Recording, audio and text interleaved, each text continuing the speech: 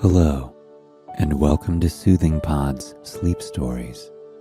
Tonight, I will be your guide as we listen to the fabled story of Cinderella.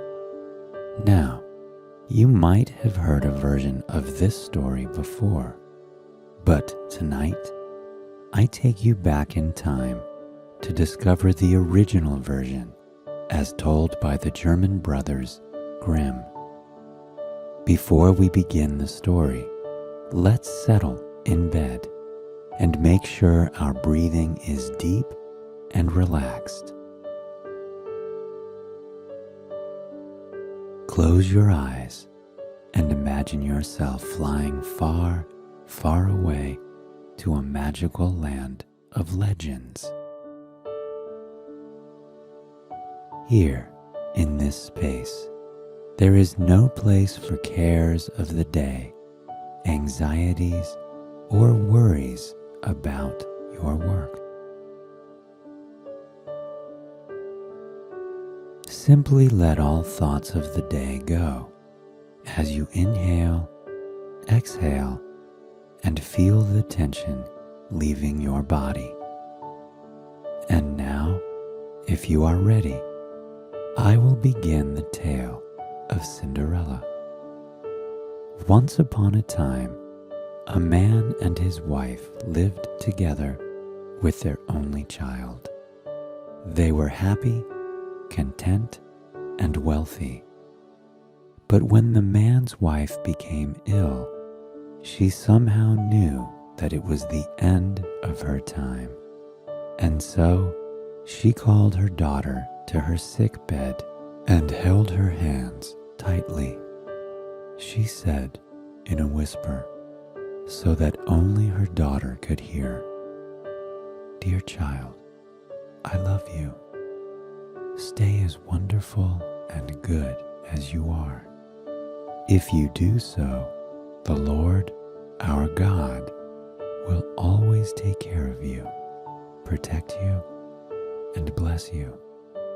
And I will always be looking down on you from heaven, beside you, and in your heart for always." When she had spoken these words, the woman closed her eyes, and her spirit slipped away. The girl was heartbroken. She lay fresh flowers on her mother's grave every day, and every night the tears fell down her face in torrents. After only 1 year, 1 season of winter, and 1 season of spring, the girl's father remarried. His new wife had 2 daughters of her own, whom she brought with her. Although they were pretty to look at, with fair faces and fashionable clothes, their characters were dark and their hearts ugly. The stepmother and the 2 stepsisters had only contempt for the young girl. "Why does such a stupid girl sit with us?" they would say. "She should stay where she belongs, with the animals in the stall. She looks like a kitchen maid, and so she should take her lunch and dinners there."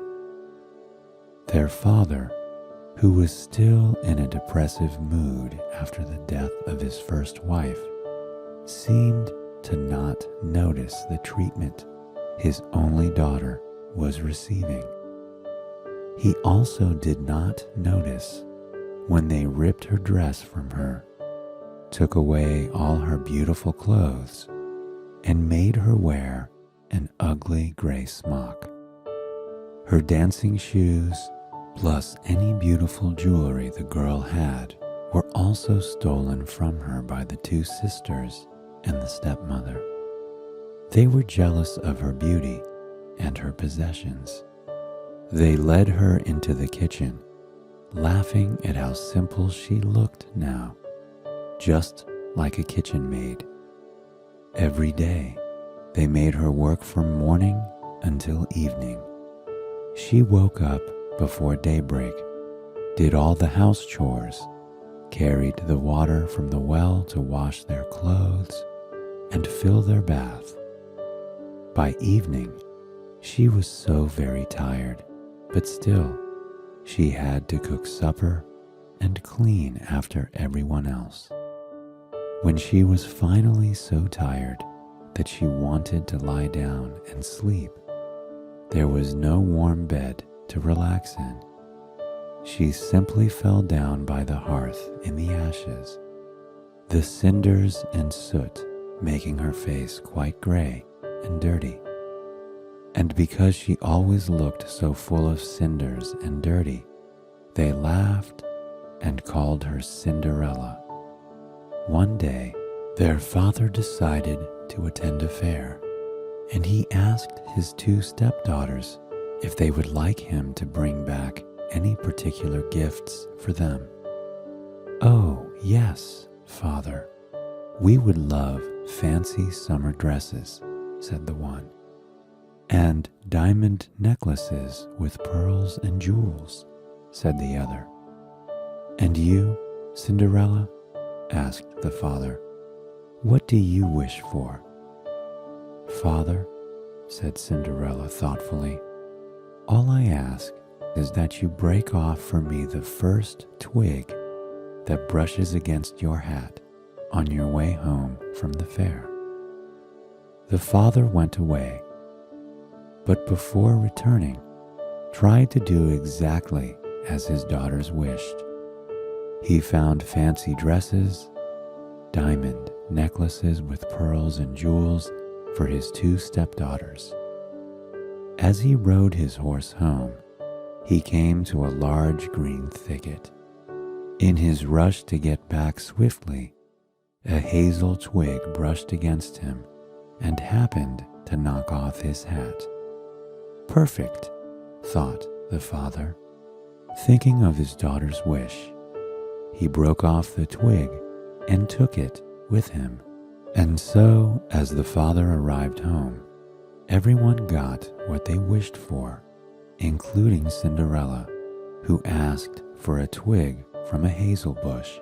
What a curious and strange gift, you might say. And naturally, so did the sisters. They laughed and mocked her, wondering how anyone could ask for something so silly and dirty. That evening, Cinderella went to her mother's grave and placed the branch on the earth there, planting it securely. As she did so, the tears streamed down her face again. They watered the branch and gave it life, and within a few weeks, that branch had grown into a lovely tree. Cinderella went to her tree beside her mother's grave every single day, but not just once. Oh no, Cinderella missed her mother so much that she visited her grave 3 times a day. And every time she knelt beside it, Cinderella whispered a little prayer. Each evening, after her prayer, a tiny white bird would fly down beside her. And whenever she expressed a wish during her prayer, that tiny white bird would grant it, throwing down to her on the ground exactly what she had wished for. One day, there came a proclamation. The king was sending out invitations to a party. It was to be a 3-day festival. He was inviting all the most beautiful maidens in the kingdom to come to the party, including Cinderella and her 2 stepsisters. Now, the real reason that the king was throwing a party was to find a wife for his son. He hoped that the prince would see a beautiful girl at the ball and decide to marry her. The sisters were so excited to be invited. They called Cinderella, saying, "Come and make our hair look good. Comb it for us. Brush our shoes and fix our dresses. We must be the most beautiful girls in the castle." Cinderella did as they commanded, but cried a little as she obeyed. She wept only because her name was also on the invitation, but she knew her stepmother would never allow her to go. When she tried to ask her stepmother, the reply she got was, "Ha, what a joke, Cinderella. You look so dirty, covered with soot and cinders. Nobody would want you at the party. And how would you dance? You don't have pretty clothes or shoes." They gave Cinderella a list of chores to accomplish and told her that only if she finished all her work, she could attend the party. At the top of that list was 5 handfuls of lentils the stepmother had scattered in the ashes. "Collect all the lentils," she had ordered. Poor Cinderella. She would have to obey. She had no choice. But when the stepmother and stepsisters were not looking, she whistled into the air and sang a song. "Dear pigeons, turtle doves, my friends the birds, come and help me gather, please. Place the good ones in the pot, place the bad ones in your crop." At her call, the 2 white pigeons sailed through the open kitchen window. Next came the turtle doves and other birds, all her friends. They swarmed in, waddling over the ashes, and started to help her pick and peck, pick and peck, pick and peck, pick and peck. Cinderella had so much help to pick up all the lentils. After just an hour, they had gathered up all of the good grains, and Cinderella was nearly finished with her chores. Happily, she ran to her stepmother with the bowl of lentils. "I have finished what you asked of me, stepmother," said Cinderella. "May I go to the festival now?" But to her dismay and despair, the stepmother said, "Of course you cannot go, Cinderella, for what would you wear? And how will you dance when you don't even know how to?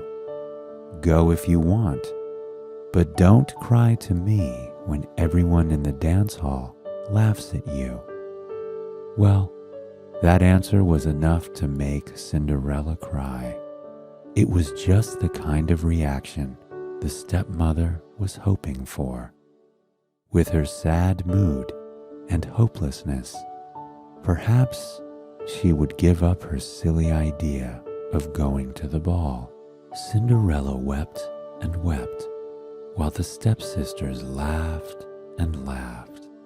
Soon, the clock struck 8, time for the ball. A carriage arrived on their doorstep, sent by the king himself. The 2 stepsisters and the stepmother happily hopped inside, excited for the evening.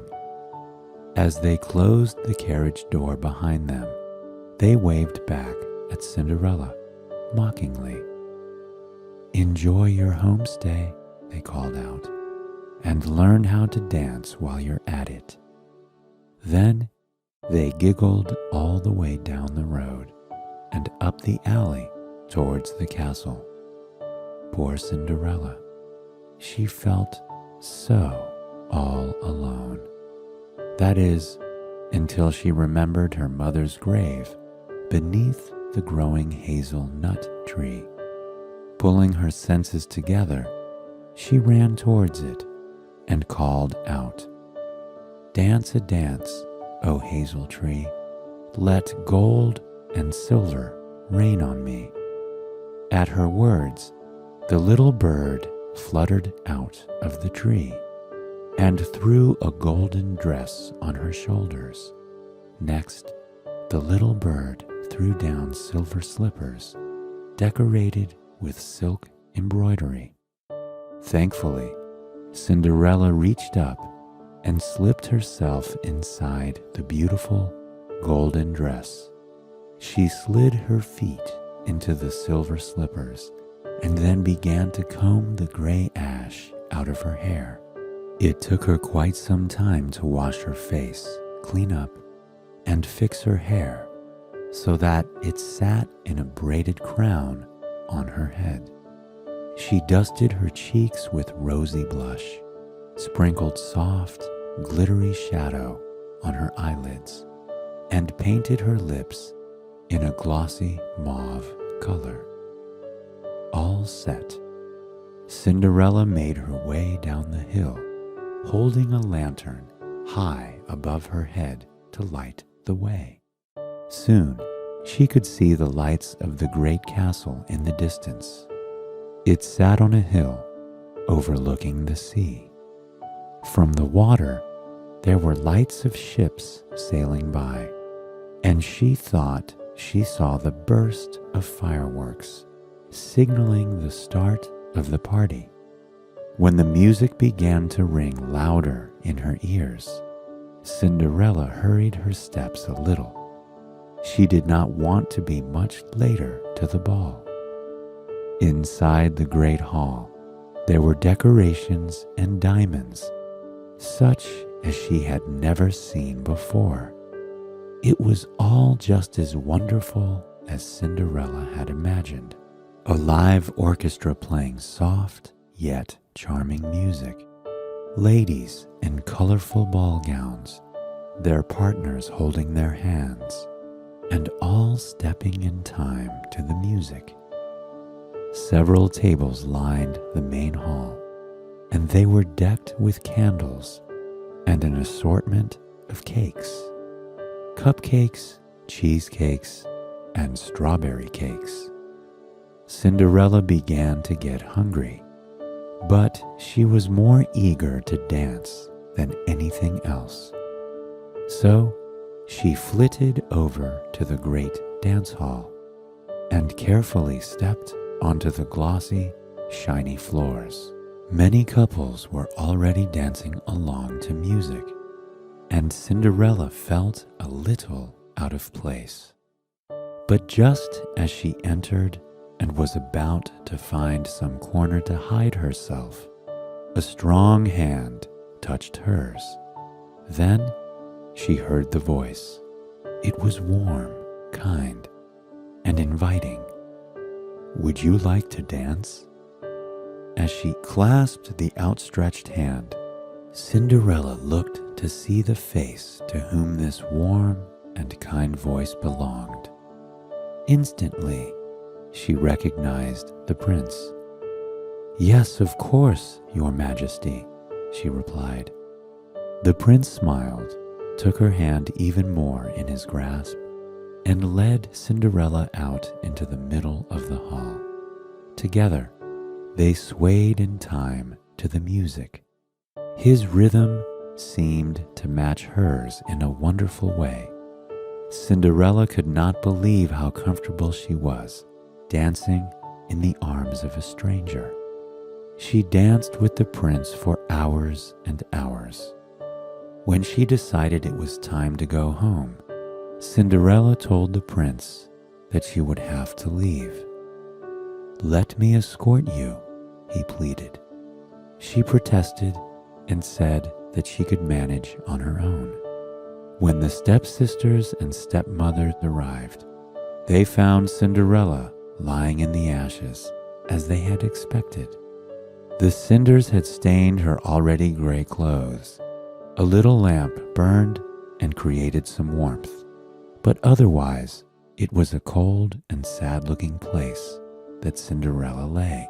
What they did not see was that, upon returning home, Cinderella had laid out her beautiful ball gown underneath the hazel tree upon her mother's grave, and the little bird had swooped down and gathered up the secret. Then Cinderella had returned to the ashes and the dirty kitchen floor. On the second day of the festival, the parents and stepsisters went up to the castle, leaving Cinderella behind, just like the night before. And when they had gone, Cinderella went to the hazel tree and said, "Dance a dance, O hazel tree, let gold and silver rain on me." This time, an even more wonderful, dazzling dress than the night before appeared. It was inlaid with paintings and encrusted with jewels around the hem. When she arrived at the castle with this new dress, those who looked at her were even more amazed. But it was the prince who was mesmerized. Again, he took her hand in his and led her to the dance floor. In the late evening, Cinderella again told the prince that she would have to leave him and journey home. She did the same as the night before, laying her second dress underneath the hazel tree. And again, when her stepsisters, stepmother, and father came home, they found her on the floor of the dirty kitchen, her cheeks and hair smothered with soot and ashes. On the third day of the festival, when her parents and sisters had gone ahead to the castle to party, Cinderella went again to the tree. She knelt down by her mother's grave, kissed the air above it, and said to the tree, "Dance a dance, O hazel tree, let gold and silver rain on me." Once again, the bird threw down a beautiful dress. It was 10 times more magnificent than before, and together with it was a pair of slippers made of pure gold. For a third time in a row, Cinderella showed up at the great dance hall of the castle and astonished all who looked upon her. Again, the prince enjoyed his dance with her, lost track of time dancing, and danced with nobody else the entire night.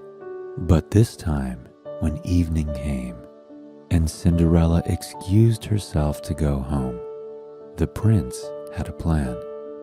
Before midnight, he had his assistants smear the staircase with sticky tar.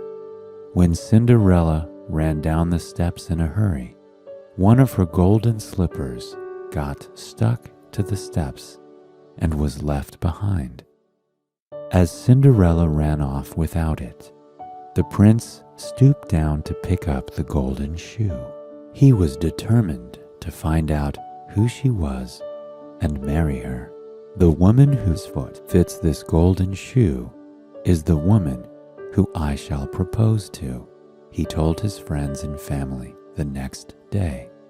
The king and queen were delighted and sent messengers out into the city to carry this good news and the golden shoe. The two sisters, who thought their feet were quite beautiful, were also delighted to hear this. For what could be better than marrying a prince? When the messengers arrived at their home with a single golden shoe, they both grabbed at it.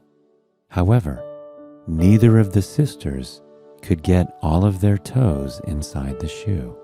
The stepmother took matters into her own hands. "Cut off your big toe," she said coolly. "After all, once you are queen, you won't have to go around on foot." It sounded like a brilliant idea. The elder sister was first. She sliced her toe, forced her foot to fit inside, and then rode off with the messenger, headed for the castle. However, the way to the castle went past Cinderella's mother's grave. As they rode by, the elder stepsister, trying to stifle her cries of pain, two birds sitting on the tree branch sang out, "Rook-de-goo, rook-de-goo, see the blood in the shoe. It must be too tight. This bride is not right." When the messenger looked down and saw there was indeed something out of the ordinary gushing from the shoe, he turned the horse around at once, this time back home. The second stepsister tried stuffing her foot inside the shoe. And again, the stepmother literally stepped in with a seemingly brilliant solution. Cut a piece off your heel. When you are queen, you will no longer have to go on foot. The silly sister did as she was told and sliced off her heel this time, thinking that the stepsister was indeed the bride-to-be. The messenger put her on the horse and rode out with her. All seemed to be going according to the stepmother's plan until the horse passed the hazel tree and the two birds singing, "Rook-de-goo, rook-de-goo, must be blood in the shoe. If the shoe is too tight, then this bride is not right." Again, the messenger had to turn the horse around and return the false bride. He was a little worried to go back to the castle and appear before the king, queen, and prince without a bride-to-be. "Do you have another daughter?" the messenger asked the two parents. "Only a young and skinny one who is possibly too dirty to be a bride," said the father. "Nonsense. You mean the kitchen maid?" gasped the stepmother in mock disgust. Before the messenger could answer, the door flew open. It was the prince, who had sent his messenger pigeon for 3 nights in a row to find out where the mysterious dancing girl lived. "Let me see her," the prince demanded. And so the family was forced to call on Cinderella. Before meeting the prince again, Cinderella made sure to wash her face and hands and gather up the dress from underneath the hazel tree. Then she presented herself, all smiles and sparkles now, to the prince. He guided her on a stool to sit and produced the shoe, which, of course, slipped easily onto her foot. "It's a perfect fit," the prince said with a smile. "You are my true bride." The stepmother and 2 sisters gasped in anger. They protested, shouting and swearing that there had been a mistake. The prince ordered them to be silent as he carried Cinderella away on his horse towards their new home, the castle on the hill. As the happy couple rode off into the sunset, they passed the mother's grave and the hazel tree shading it, and the 2 birds who sat on its branches were still singing, but this time they said, "Rook-de-goo, rook-de-goo, no blood's in the shoe. The shoe's not too tight. This bride is just right." Then they flew after the couple on horseback and flitted right onto Cinderella's shoulders. One bird sat on her right shoulder and the other on the left. I hope you enjoyed this soothing story and that you drift off into your own dreamland where all of your wishes are waiting to come true. Thank you for joining me for this story tonight. I'll be with you again tomorrow.